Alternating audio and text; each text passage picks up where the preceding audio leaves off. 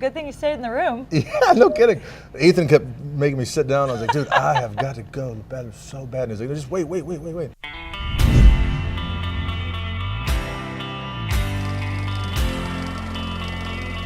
A lot has happened since we've seen you last. It has indeed. A lot of good stuff. So far. What's your take on it? Oh, I'm super excited. You work really hard to be an artist in this life, and sometimes people care, and most of the time they don't. So just to have an opportunity to play music and travel around and meet people and have it be a mission that other people are included on other than just myself. Yeah. It feels good. I want to make sure that I get the chance to congratulate you because last time we were together, we were talking about your movie with Ethan Hawke. It was really special, and you won the Sundance Achievement in Acting Award. Yeah, how about that? How about that for your first acting role ever? That's pretty wicked. It was nutty, yeah. What's funny about that whole deal is I had no idea there was an award ceremony at Sundance. I thought we were just going to like a closing kind of symposium, meet all the other artists and visit. And then they ordered everyone to sit down, and I was like, who's giving a speech? And like, oh, it's the awards, And I had been drinking pretty heavy. It was, it was a celebration. Of course. So the whole ceremony, I had to pee. And they said my name, and I was just about to jet to the bathroom. And I was like, did they say my name? Yeah. So it blew my mind. It was a wonderful gust of wind in the sails of Blaze, and high thrill in my life, for sure. Good thing you stayed in the room. Yeah, no kidding. Ethan kept making me sit down. I was like, dude, I have got to go. The battery's so bad. And he's like, just wait. So I asked him if he knew, and he was like, no, but I hoped. Did he really not know? Yeah, no, he wouldn't. I was shocked. He was excited. He was hooting, screaming, cursing, stomping. It was really exciting. It was fun. What you just shared is a testament to y'all's friendship. You guys have that bond. Yeah. So many good experiences for y'all, including this one. So you've got a new album that you are releasing on a new label. Right. It's called SexHawkeBlack. Exactly. How about that? As a powerful trio right there. Will you break that down for us? Yeah, Charlie Sexton, Ethan Hawke, Lewis Black. 3 individuals who are champions of the arts, music, people, kind intentions, all those things. When we finished the record, we were going to shop it, but I sort of started daydreaming out loud in front of them that, the whole music industry, all the entertainment, everything's scrambled up because of the internet. So why go fishing when you can just build your own fishing rod? So they were into it, and lo and behold, Antone came to the table as an imprint, and now we have their facilities and resources behind it. And what did you go to them with, and then how did it transpire? well, when we finished Blaze, Lewis was really, do you have songs ready? I would love to produce a record for you. And how do we make that happen? So the first person he went to was Charlie, and we've become good friends. So obviously I trust Charlie, and I wanted Charlie's masterwork on my record. We came to Arlen in December of 2017. We made a record, and we were going to put it out last year, but we didn't want to put it out up against Blaze. We all kind of made a decision. Let's give Blaze a chance to do its thing. Again, it's overwhelming, but I'm so happy to be where I am. We made this record, and golly, it's great. I think Austin is as happy as you are that we get to be a part of this journey. Yeah, I'm really excited. I have a great fondness for Austin. We grew up sort of like coming down to East Texas all the time and coming down to Austin and feeling like Austin starts to feel like a safe, warm, family kind of place is pretty magical. Sharing your music during the energy that is South by Southwest. We've become the cultural epicenter of the world for 2 weeks. What's it like being in that environment to do that? Oh, it's chaotic and wild and exciting. You have all your friends are here somehow, all your musician friends, and you get to see them for 30 seconds on the sidewalk. And you run around from one show to the next. When you're in the heart of it, sometimes you daydream about being outside of it.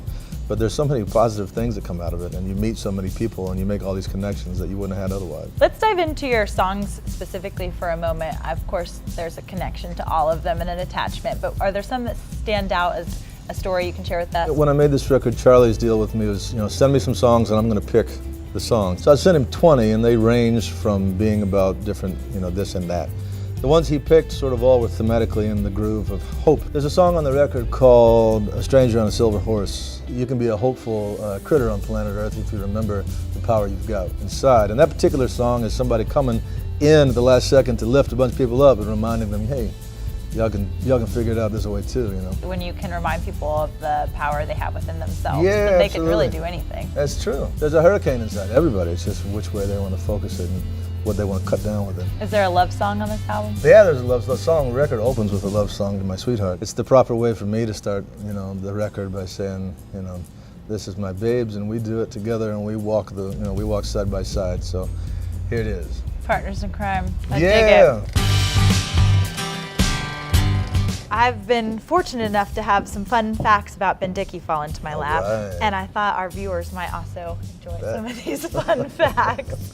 So let's just dive into a few, shall we? How does someone become Barbra Streisand's bodyguard?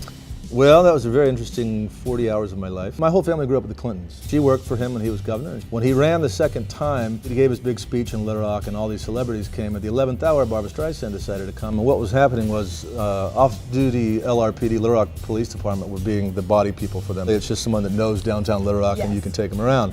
So in the 11th hour, they were like, well, we don't have anybody left. And I was 19, and my mother very confidently inside of these meetings with the Secret Service was like, my son can do it.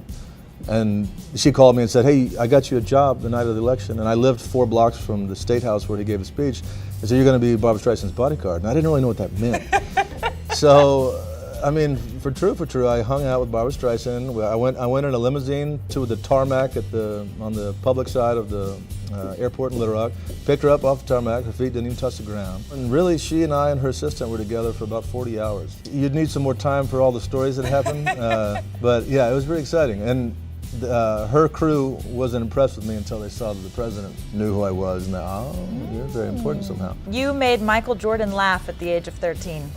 Well, I went to see the Atlanta Hawks play the Chicago Bulls in December of 1989, and the Bulls were doing a shoot-around, and they let kids kind of mingle down on the baseline there. So it was Michael Jordan, B.J. Armstrong, and Horace Grant, and the trainer from the Atlanta Hawks out, and I made a joke about Mike Fratello, who was at the time the coach of the Atlanta Hawks, about his hair. He had a very unique hair situation happening. And I made a joke, and I made Horace Grant and Michael Jordan double over laughing, and I felt like I was 10,000 feet tall. Did you feel on top of the world? Oh man, I was like, I'd looked at my dad, I turned around, I looked at him, and I was like, did you see that? You see that? You have a culinary background. You do. In my case, I was drawn to the whole culture, and I love food, and I love what food can do inside of, bringing people together. And I got into it, and before I knew it, I was a sous chef, and before I knew it, I was a chef, and it sort of devoured my life, but I think it also made me disciplined and sort of fearless in a way. When we were making Blaze, my first week of work was pretty intense, and the ADs kept saying, God, I'm so sorry that this has been so crazy for you, and I was like, shoot, this ain't, Easter brunch with dishwasher not showing up. It ain't nothing like that, It's so true. The service industry is humbling and a good experience for everybody at some point in their life. Yeah, and it makes you care about it. What's better than going to a place that's welcoming and warm, and they do their gig right, and they give you something beautiful? It feels great. You want to participate, Yeah, what a special story. Thank you for sharing that with us. You got it. Would you be open to sharing some music with us today? Yeah, I'd love to. What do you think you might feel in the mood to play? Oh, I could play that song I was talking about, and maybe I'll play another one. That guitar's tuned to D standard like I like it, so I might play 2 in D standard. Let's do it. The man with the hammer brings inspiration. The woman that walks with him brings calm. We breathe in dirt, but somewhere shines. No matter how desolate hours drive nails into a palm. I feel hope from the valley, stronger than atom bombs.